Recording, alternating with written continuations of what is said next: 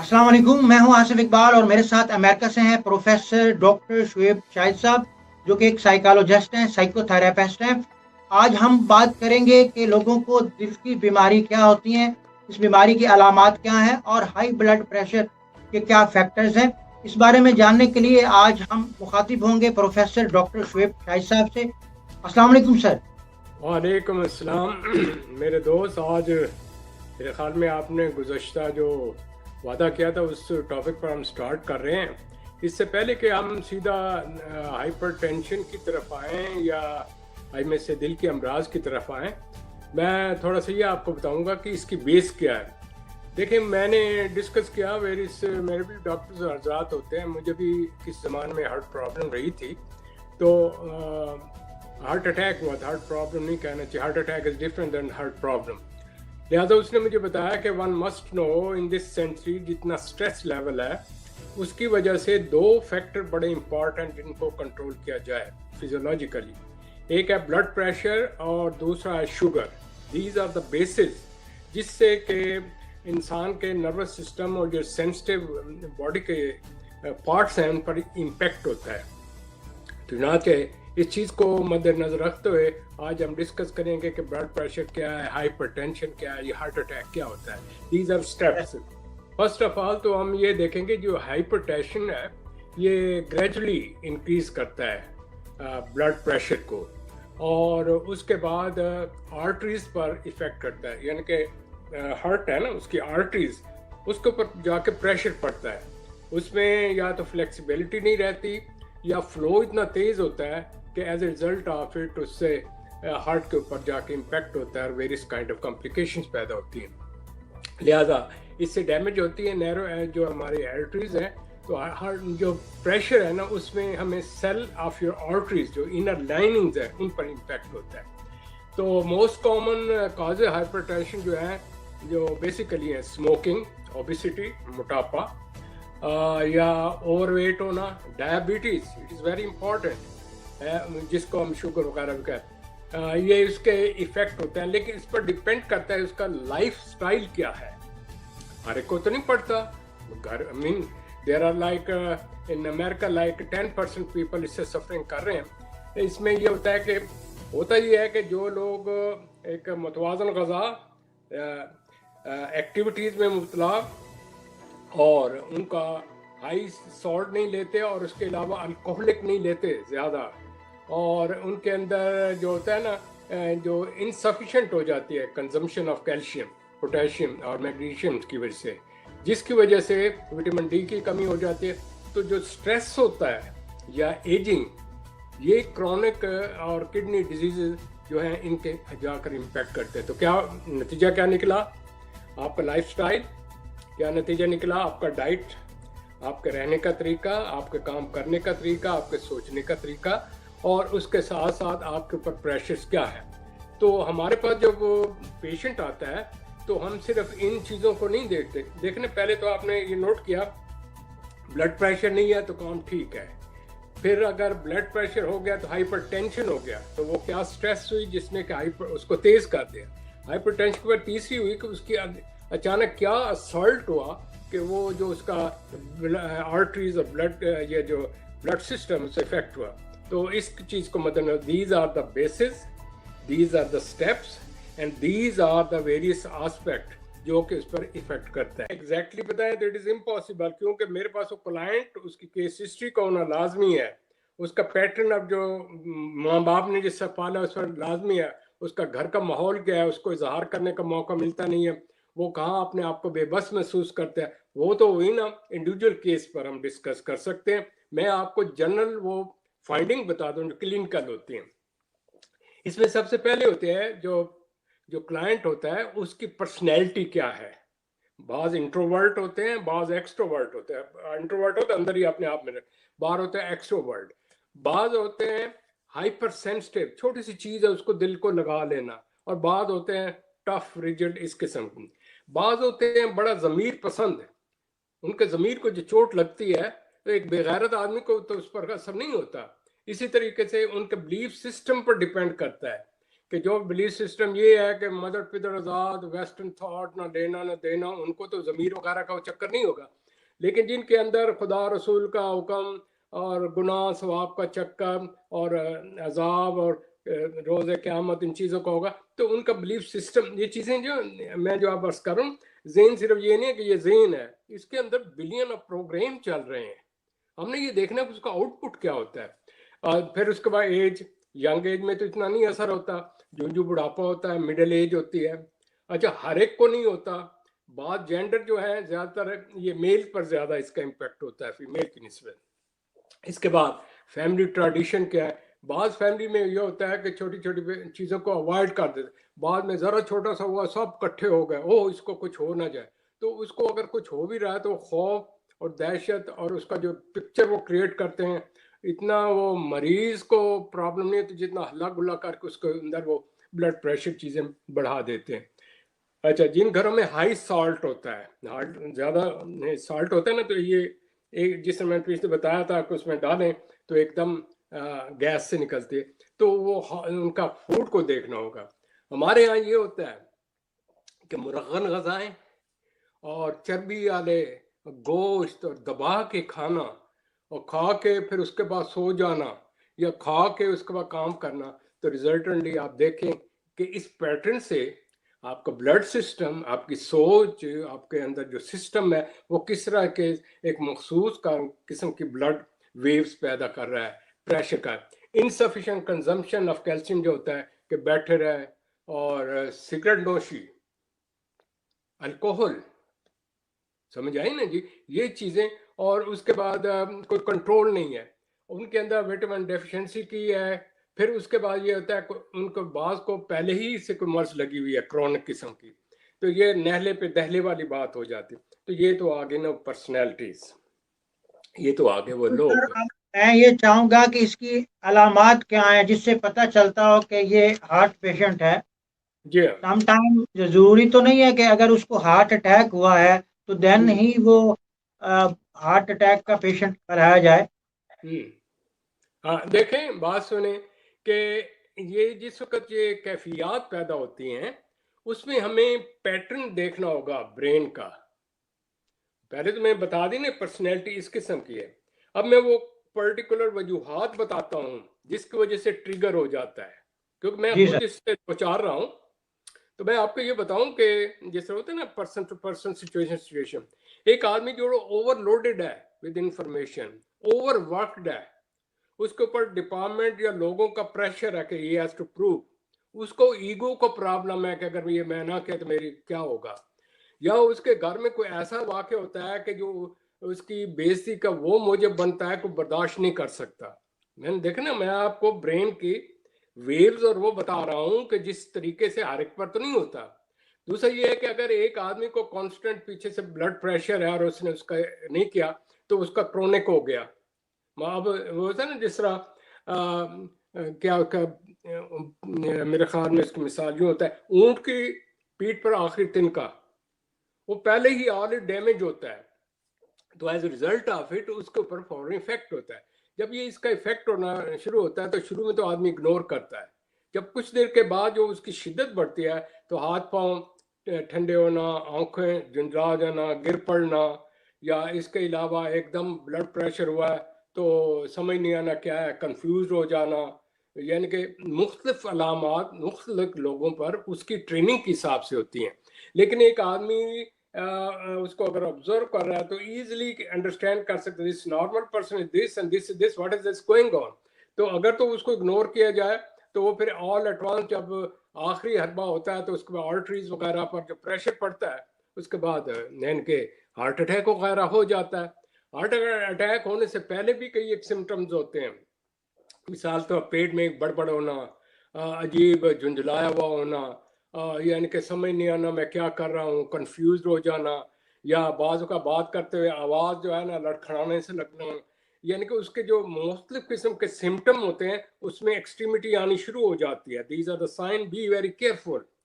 मतलब ये है कि इसमें दो चीज़ें हैं कि you when you went to doctor, before you go to doctor you have so many steps, why you are not controlling those steps? इस इल्म को लेकर क्यों नहीं आप वो उन स्टेप्स को जो मैं आगे बताऊंगा उनके ऊपर अमल क्यों नहीं करते? कहने का मतलब ये जितनी भी साइकोसोमैटिक डिजीज होते हैं ये खुद इंसान की पैदा करता है।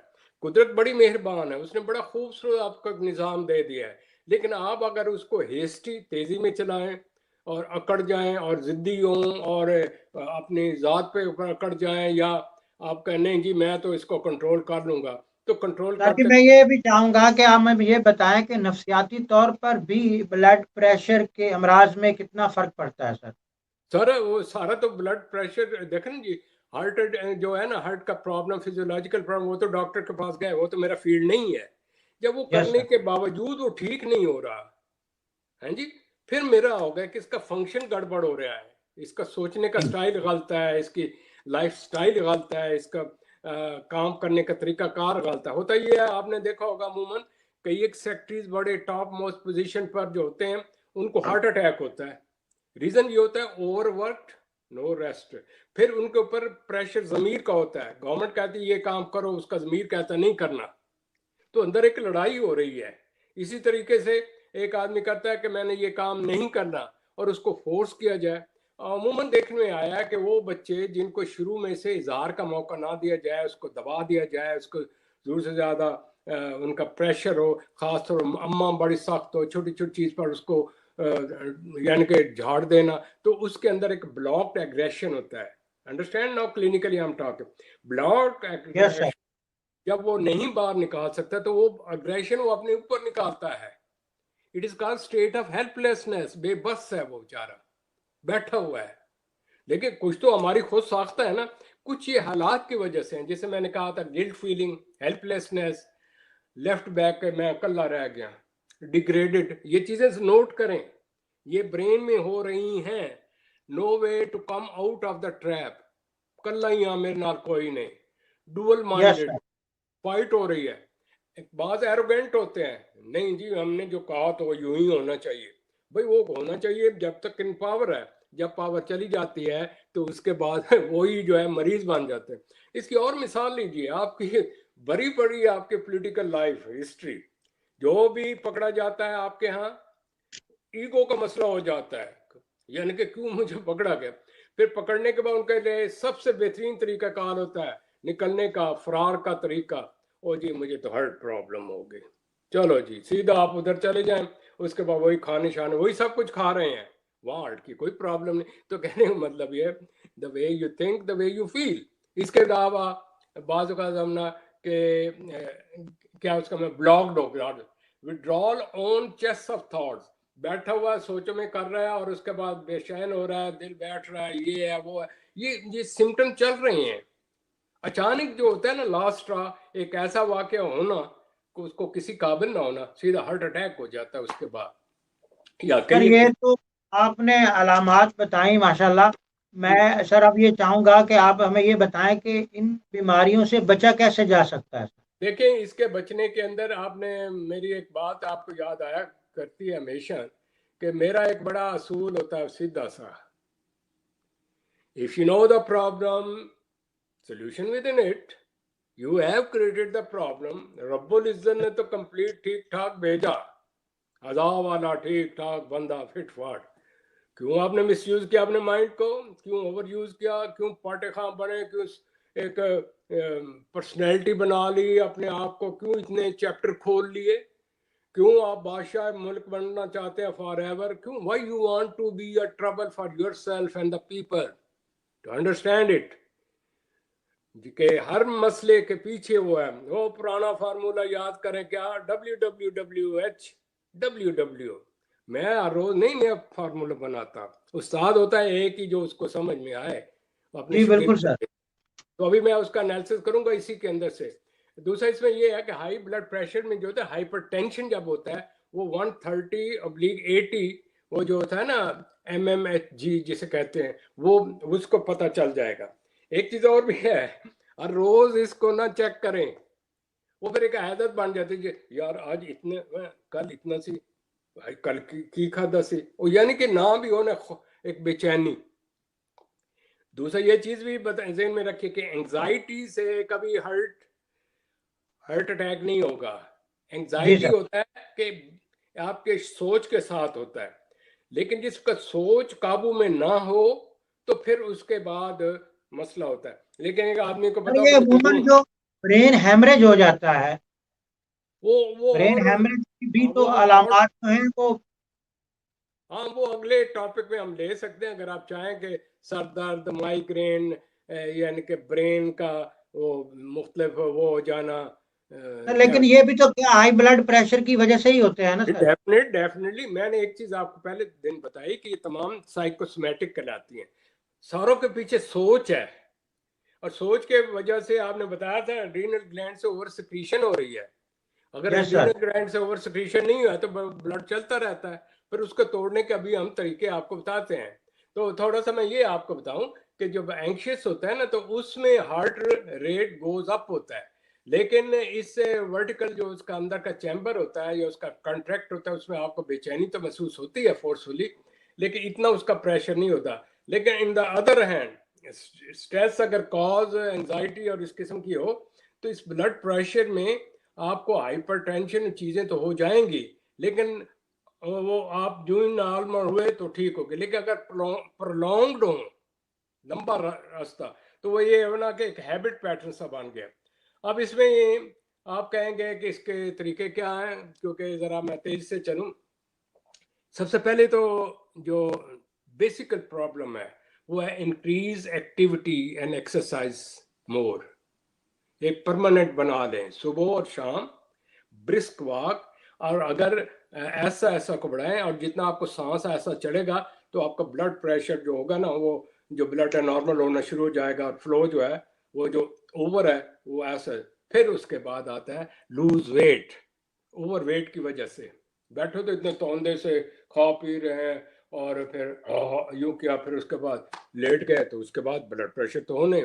स्पाइसी मटेरियल, क्योंकि इसमें सॉल्ट का बड़ा चक्कर है। ये जो चस्के होते हैं जी, इसे ये डालो मिसाले मसूले। इसके बाद है कि ये शुगर जो है उसको कट बैक करें और नेचुरल शुगर लेने की कोशिश करें। और हो सके तो केमिकल शुगर जो होती है तो बड़ी डेंजरस होती है ना, फिर भी ये दूसरी जो है कम होती है। इसके अलावा ईट मोर पोटेशियम वगैरह जो है, सोडियम वगैरह। Eat less processed food. Processed food होते हैं केन शेन, ये जो बच्चों को ले ला कर देते हैं, तो ये कोई उसको आपको हेल्थ तो नहीं दे रही होते। इसके बाद स्टॉप स्मोकिंग, रिड्यूस ये जो होता है ना एक्सेसिव स्ट्रेस वाला वर्क। एक वक्त में एक काम करें, रेस्ट करें, फिर काम करें, ताकि वो ना पाइल अप ना होता रहे और एकदम आपके कंट्रोल से बाहर ना जाए। इसके अलावा बाज का ट्राई ये योगा जो है, this is the best of all. Yoga, deep breathing. हम आखिर पर आपको बताएंगे कि कुरान और हदीस इसके मतलब क्या कहती है। इसके अलावा वेजिटेबल ज़्यादा इस्तेमाल करें, ग्रीन लीव्स वाली चीज़ें, बनाना हुआ, ये एग है, ये चीज़ें ये तो होगी नहीं इसके। लेकिन मेरा जो नफ्सियाती तौर पर नुक्ता निगाह आपके सामने होगा वो सबसे ज़्यादा अहम है कि आप वॉकिंग बहुत ज़्यादा करें, पानी पिए। और इससे ये होगा कि आपके अंदर वो जो एक्स्ट्रा माइंड की वजह से ब्रेन में जो एक ब्लॉक्स हो जाता है उससे बचेंगे। और आपका वेट जब लूज होना शुरू हो जाएगा तो आप लाइट सा लूज करेंगे रेगुलरली। जब ये डाइट इन टाइम खाएंगे, ये नहीं कि खाया लेट गया या ओवर सर कर। यहाँ पर एक सवाल मेरे जहन में भी आता है हाँ। कि सर डेली एक्सरसाइज करने से हम्म। आप मेंटली रिलैक्स हो जाते हैं, आप स्ट्रेस फ्री हो जाते हैं? हाँ, क्या डेफिनेटली देखे ना, आप यूं समझिए ना, इसका बड़ा बेहतरीन और सिंपल सा तरीका है। वो ये है कि आप जब सोचते हैं तो तमाम ब्लड इधर इकट्ठा हो गया, ठीक है, जी heart sir. Blood heart blood heart blood नीचे के पाँव की तरफ जा नहीं रहा। पाँव जी। ठंडे हैं, हाथ पाँव ठंडे हैं। आप बैठे रहे हैं कांस्टेंट खा के बैठे रहे हैं, तो वो जो गैसेज हैं वो उठी सोचों की वजह से सीधा इधर हो गई। तो इसका बेहतरीन तरीका होता है कि जब आप वॉक करते हैं और गिरदो पेश में देखते हैं तो दिमाग काम करना स्टॉप कर दिया, और जो ही आप वॉक करें सांस आ रहे हैं नीचे, तो वो नीचे की तरफ पाँव की तरफ जाना शुरू हो जाएगा।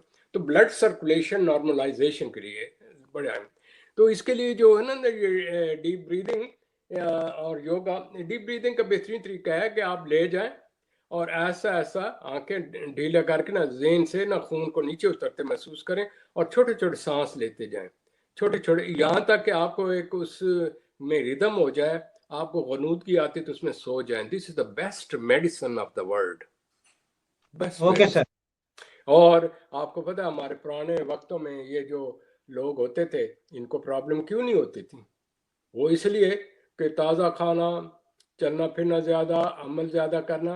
हैव यू सीन के देहातों में इतना नहीं होता, लेकिन जूं जूं आपकी लाइफ में स्ट्रेस आनी शुरू हो जाए, शहरी ज़िंदगी में ज़्यादा होगा, मेट्रोपॉलिटन में और ज़्यादा होगा, जितनी बड़ी सीट बैठे उतना ज़्यादा होगा, जितनी बड़ी जिम्मेवारी उतना ज़्यादा होगा, जितना ज़्यादा खौफ होगा पूछ गुछ का उतना ज़्यादा होगा, जितने ज़्यादा मुहाज होंगे, पूछने वाले होंगे। और फिर अगर आपका गोल बहुत ऊंचा है और आप करना चाहते हैं, माहौल आपके गिर्द नहीं है, तो जितने आपको चैलेंज आएंगे आप मुसीबत से गिरफ्तार हो जाएंगे। बिल्कुल ठीक बात है सर। अब मैं ये सर है। आपसे ये जानना चाहूंगा कि हम्म, आप दीन इस्लाम में जो अल्लाह रब्बुल इज़्ज़त ने एक कानून बताया है इन हम्म, तमाम बीमारियों से बचने के लिए, हम्म, अल्लाह और उसके रसूल सल्लल्लाहु अलैहि वसल्लम के अहकामात क्या हैं सर, इस जी बारे जी। में कहानी। हाँ, देखें इसमें जो सबसे बड़ी बात है, अगर इंसान इंसान ही रहे और अपने मालिक जिसने उसे पैदा किया उससे यारी रहे, उसने जो पैदा किया तो इंसान को मुसीबत के लिए नहीं पैदा किया था, उसने तो सिर्फ ये बताया कि ये हक है, ये झूठ है और इनके दरमियान ये सही रास्ता है, और ये बताया कि मैं आपको हर चीज़ प्रोवाइड करूँगा, मैं उसका ज़िम्मेवार हूँ, लेकिन ये है कि आप इतदाल पसंदी में रहें। जो ही आप इतदाल पसंदी से बाहर निकल गए, आप किसी न किसी मुसीबत में पड़ गए, चाहे जिस्मानी तौर पर हो चाहे ज़हनी तौर पर। लेकिन इंसान जब वो ठीक होता है तो उस वक़्त तो वो कहता है मैं बादशाह हूँ, कोई परवाह नहीं है। खुदा और रसूल की बात, ओ यार क्या ये हर वक़्त मुल्लाओं की तरह बातें करते हैं, यार ये सही, ओ आई नो बेटर देन, ओ मैंने फलां स्टडी पढ़ी है, ओ आई नो दैट। भाई यू आर ह्यूमन बीइंग, तुम्हारी स्टडीज़ भी अपनी हैं, लेकिन रब्बुल इज़्ज़त ने जो तरीक़ेकार बताए हैं तो वो सबसे ज़्यादा है। अगर तो हकीकत में देखें, कुरान शरीफ में ज़िक्र है, ऐ मेरे बंदे your life is constant in struggle and you are under testing. क्यों स्ट्रगल? इसलिए है कि आपके पास चीज़ें बहुत ज़्यादा हैं, लेकिन आप अगर आपके वो टेम्पटेशन नहीं है तो जिंदाबाद। जो ही आप में टेम्पटेशन पैदा हुई कि मैंने ये लेना और उसके पीछे अंधा हो गया, यू आर डिरेड। आदम अलैहिस्सलाम द फर्स्ट बंदा, हमारा हमारा बाप निकाल दिया, यू आर टेम्पटेड, मैंने तुम्हें दिया था खाओ पियो ये करो, मैंने जिस चीज से मना किया उसकी कोई रीजन है। Testing. So this testing is right from the first day. So in other word, if you are not under temptation, तो निज़ाम अंदर ज़हन में रख दिया, नफ्स अमारा, नफ्स लौमा, नफ्स मुतमइन्ना, कि ये टेम्पटेशन वाला भी सेल्फ है, अकल वाला भी दे दिया है, और फिर अगर ये करोगे तो मुतमईन हो जाओगे, बेशक सर, मुतमईन बेशक। नहीं होगे। अच्छा, इसके बाद आप आगे की तरफ जाएं कि ये जो आदमी फिर उसमें जो ख्वाहिश होते हैं ना सेल्फ कंट्रोल करने की, जब वो सेल्फ कंट्रोल करने के चक्कर में पड़ता है तो उसका रिजल्ट पता क्या होता है? वो अपने आप में नहीं रहता। इसके लिए आज मैं आपको 3-4 नुकात दूंगा, हर दफ़ा देता हूँ। आज के वो मैं इसमें आगे अभी बताऊंगा, हमारे पास टाइम है और ये मैंने इस पर ख़ास तौर पर तवज्जो भी देनी है, ताकि हमारा सिर्फ मकसद ये नहीं है कि वेस्टर्न थॉट्स को आपको बताएं, मैं आपको वो नॉलेज भी साथ दे रहा हूँ जो कि 1450 साल पहले का, बल्कि उससे पहले का, बल्कि हज़रत आदम के वक्त का दिया हुआ है, कुरान शरीफ के अंदर है। मैं भी पढ़ता हूँ, आप भी पढ़ते हैं, जी सर। लेकिन आप पढ़ना इधर करना या हो गया जी नई रिसर्च। नई research is done by the human being, not they are not objective, they are emotional. पीछे बताया ना इंसान इमोशनल है, तो रब्बुल इज्जत तो इमोशनल नहीं ना, मालिक तो इमोशनल बेशक, नहीं। बेशक। हाँ, तो इसमें पहला वो तो इन बताया सब चीजों से पाक है और वो जिस वक्त, क्रिएटर भी वही है, हाँ, खालिक जब है वो, आदम, और इन सब चीजों से पाक है वो। इंसान की नेचर को समझता है और ह्यूमन नेचर के मुताबिक ही उसने कुरान पाक को उतारा है।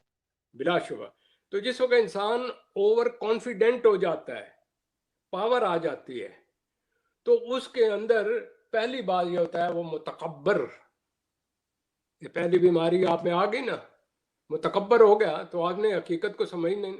और मैं हाँ जी बस मेरा फैसला है, और जी मैं हुकूमत है, मैं फलां चीज, मैं जो है ये ले बैठती है, उसको सोच नहीं देखती को अपने आप से नीचे देखे। They are human being, they have to die one day, वो इसको नहीं सोचेगा।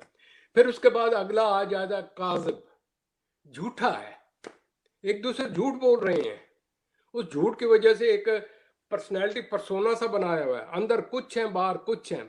जब वो बनाए रखते हैं, जब वो एक ऐसी स्टेज आती है कि उसके काबू में नहीं रहता, तो वो जो हकीकत जब खुलती है तो उसके बाद वो डाउन हो जाता है।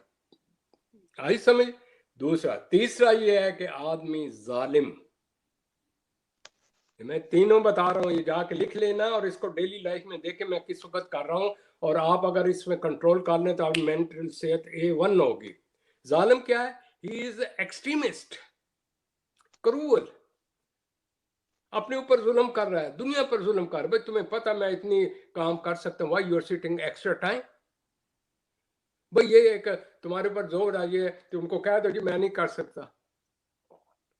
नहीं, सिर्फ अपनी शो के लिए, अपने दिखाने के लिए अपने ऊपर जुल्म करना, लोगों के ऊपर जुल्म करना। आपके इर्द गिर्द देख लें, जितने भी आपके निज़ाम चल रहा है उसमें क्या हो रहा है। जालिम बैठे हैं इन पावर, सिविलाइज पावर, हर एक को कत्ल मतल कर रहे हैं। क्या ही है, हथियारों की क्या जरूरत है?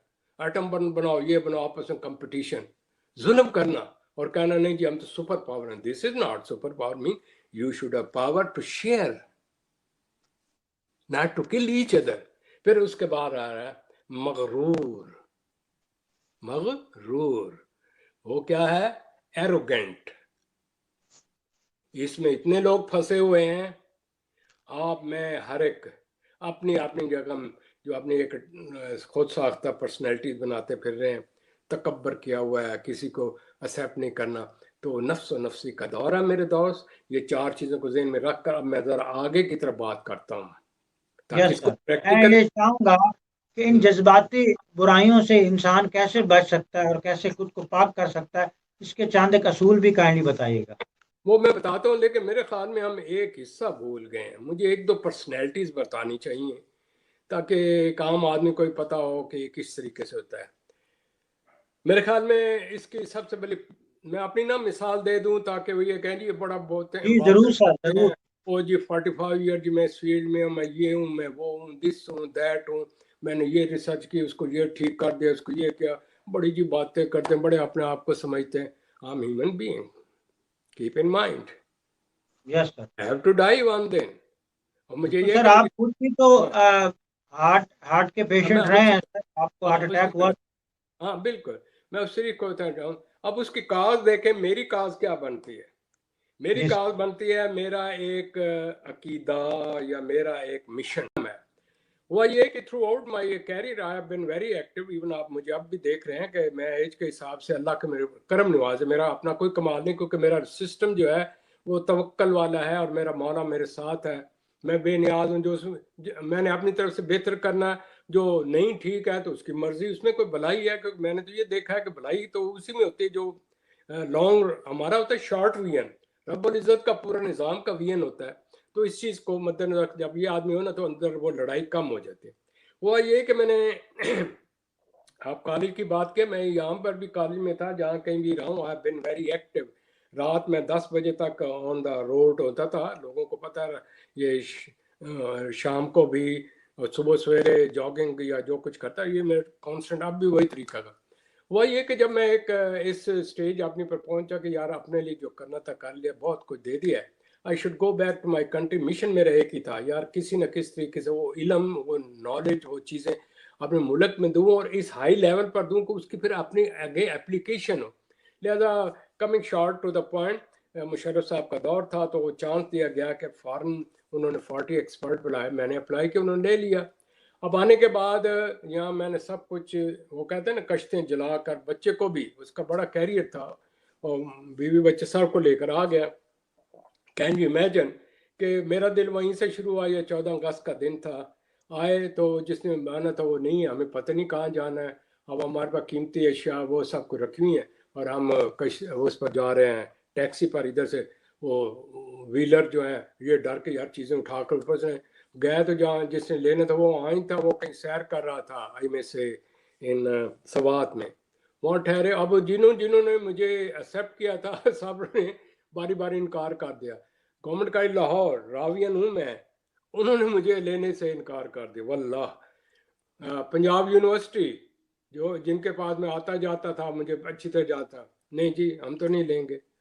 कहीं ना हुआ तो एक वो नई नई एजुकेशन यूनिवर्सिटी थी, उधर मैं चला गया। अब ये देखें मेरे ईगो को हर्ट हो रहा है, मैं किस मिशन के साथ मैं बर्दाश्त कर रहा हूँ। हर किस्म के स्ट्रेसेस अंदर चल रही हैं, यार ये भी छोड़ के आइए, वहाँ ये थी। अब इसके बाद जिस शख्स ने दिया, when I came being known one, मेरे को आर्टिकल निकले, ये जो इंटरव्यू छपे, उस शख्स ने इसको अपने ईगो प्रॉब्लम दिया, उसने कमरा तक न दिया। गर्मियों के दिन थे, अगस्त का महीना रखे ना, मैं वहाँ बाद पसीने में, ये उसने भी कुछ न किया। तो फिर मैंने कहीं और तरीका किया, तो एक और जगह है, मैं नाम नहीं डिस्क्लोज करना चाहता, वहाँ मैं गया, उन्होंने बड़ी चाह से लिया। अब वहाँ tussle between the director and the जो टॉप मैन था, उसके लिंक थे आगे HEC पर। इनकी टसल में मैं फिट, रिजल्टेंटली ना मुझे कोई कमरा दें, ना प्लेस, ना लेना देना। रिसर्च करने लगे तो वहाँ रुकावटें कर दें कि वो कहते हैं ये हमारी साइड है, ये हमारी साइड। अल्हम्दुलिल्लाह मैं चला रहा। बेटा मुझे छोड़कर वो चला गया इस्लामाबाद। मैंने कहा चल मैं इस्लामाबाद पहुँचता हूँ, वहाँ कहीं एक ने ऑफर दी। वो HEC वाला जो टॉप मैन है, जिसकी ईगो का मसला था, उसने वहाँ भी नहीं मुझे टिकने दिया। उन लोग जिन्होंने ऑफर किया, कहने लगा तुम तो यहाँ अपनी शो मारने के लिए आए। रिजल्टेंटली मैं काम करता रहा विदाउट पे, और 1 साल का उन्होंने मुझे दिया, कंट्रैक्ट रिव्यू ना करें। 3 साल हो गए। इसके बाद कुदरत की करम नवाजी, मेरा एक शागिर्द है, उसने बातचीत की कि डॉक्टर साहब बाहर से आए हैं, तो आपके यहाँ अर्थक्वेक हुआ था, वहाँ के I was selected chief secretary, chief psychologist. और वो टीवी पर आके बड़ा कुछ कहा, तो मैंने बड़ा कुछ किया। उसके बावजूद ये आई बेट यू मुझे एक धेला नहीं दिया, बिलियन ऑफ डॉलर आए। न HEC ने दिया, ना वो इन्होंने दिया, और हम चल रहे हैं। और ऊपर से वो जो बंदा था, उनको उसका होल्ड था, क्योंकि HEC मीन HEC। कई दफ़ा चीफ सेक्रेटरी साहब, चीफ उसके जो है चेयरपर्सन अताउल्ला साहब, उन्होंने कहा कि यार ये है इस लेवल का, तो तुम क्यों नहीं करते? नहीं जी ये है मैं ये कर रहा हूँ वो कर रहा हूँ। Resultantly I was very hand to mouth, very position. Hand to mouth से मुराद पैसा नहीं था, वो अल्लाह ने मुझे हर कुछ दी, लेकिन एक इज्जत ईगो भी तो इंसान की होती है। कहाँ आपका ये आपको। और एक FAI में से असिस्टेंट प्रोफेसर को भेजा गया उस इंस्टीट्यूशन में कि हम इसको कुछ देते हैं, तुम इसको इवेल्युएशन करो। Can you imagine? एक लेक्चर असिस्टेंट, पता नहीं मेरे नीचे कितने प्रोफेसर, उसने आके किया। मुझे फिर सुबह की क्लास ने दी, रात की, तो मुझे झटका लगा बहुत ज़्यादा। तो मैं जब कर गया तो मुझे महसूस हो रहा था I am feeling uncomfortable. Wife ने कहा ना जाओ, मैं कहा नहीं, this is not the job. I मैं कोई नेगेटिव पॉइंट किसी दिन। वहाँ मुझे झटका लगा क्लास में होते हुए, 2 दफ़ा गिरा, कुछ नज़र ना आए, समझ ना आए, आवाज़ ठीक ना निकली, बकलिंग थोड़ी आवाज़ निकली। वो उसको ड्राइवर को बुलाया, मैं कह भाई घर ले चलो, गए।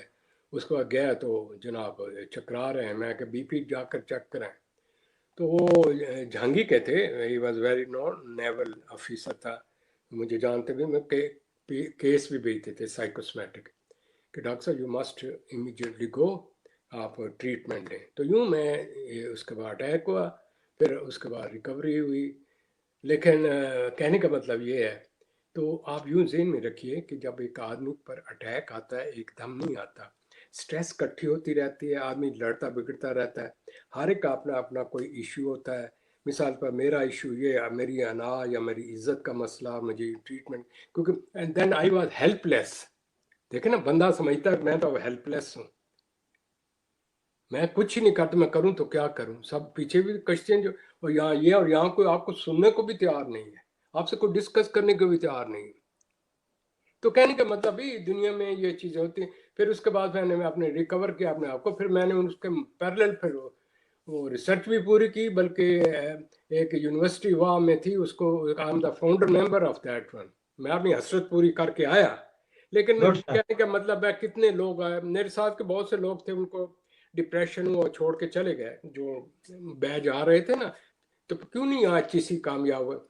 इन शॉर्ट कहने का मतलब ये है किसी का यूं हो जाता है कि उसकी बड़ा शरीफ और नफ्स होता है तो उसकी बेटी कहीं मैरिज करके तो क्या उसका ख़ानदान के जो होते हैं मुखालिफ उनके लड़के साथ लव मैरिज करके आता है या वो मशहूर हो जाता है। मैंने हर एक को शौक होता है।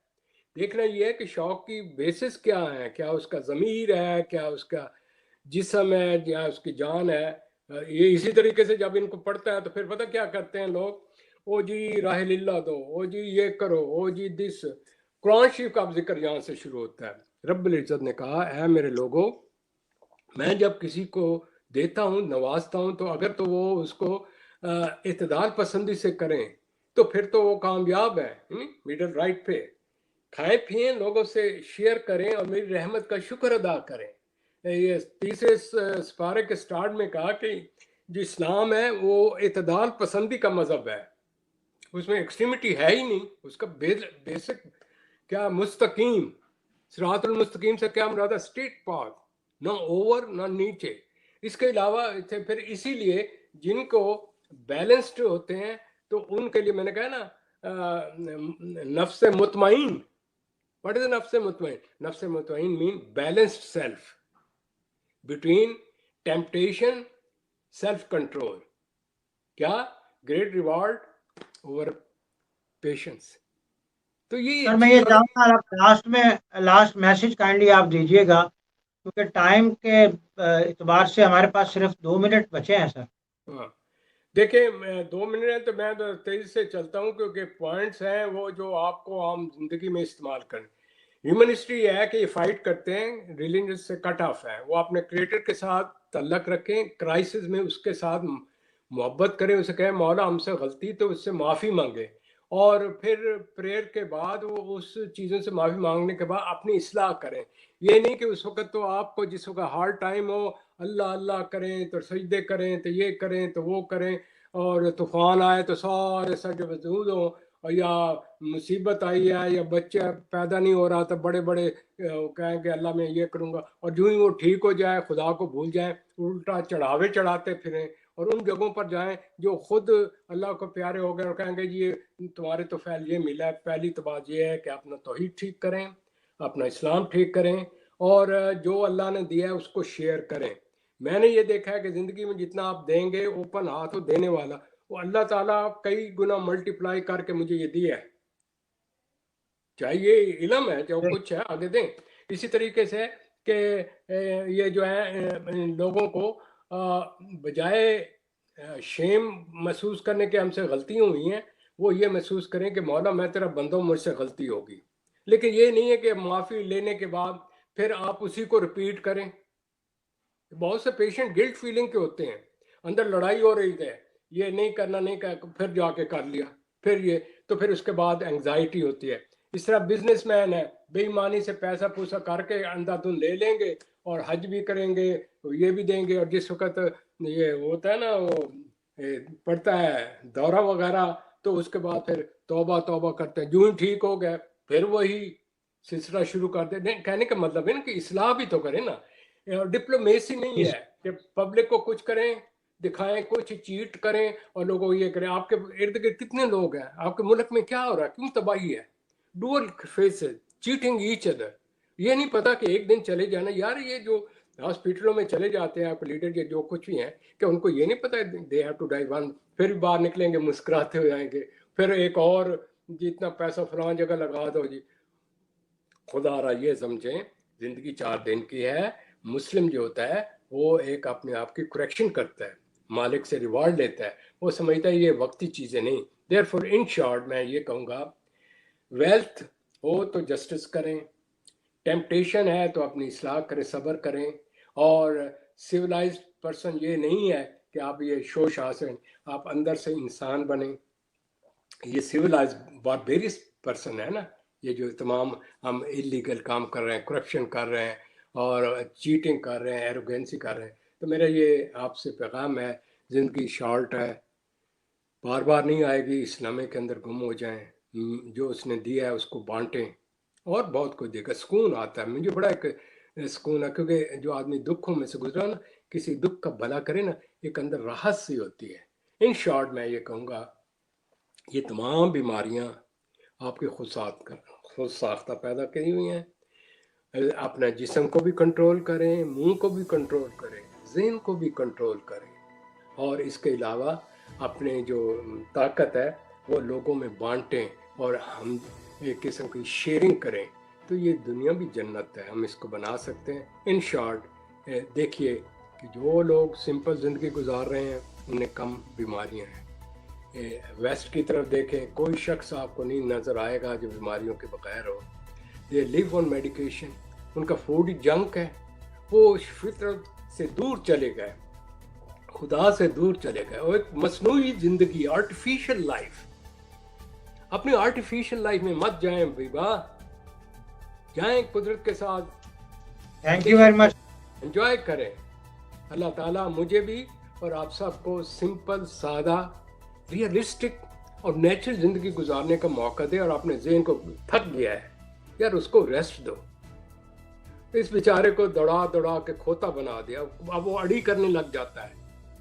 आप कहते हैं ये करो, कहते मैं नहीं करता, और फिर वहाँ ये स्ट्रेस पड़ गई। ओके, अल्लाह ताला आप सबको सुकून दे, मुझे सुकून दे।